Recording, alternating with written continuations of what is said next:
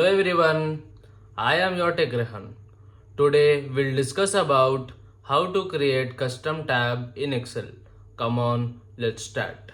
Friends, to create a new tab, first go to File, in that Options, then Customize ribbon, click on New tab,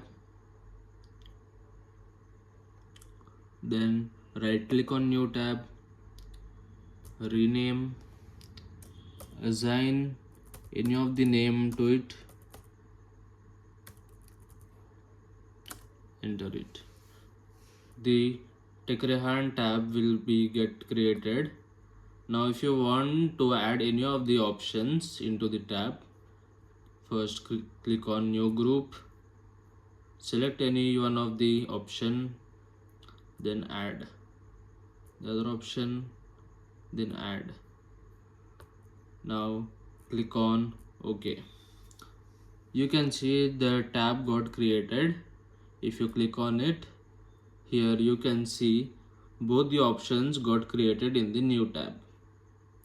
So this is my today's session. If you have any doubts, please comment me. We'll meet in the next video. Till then, thank you.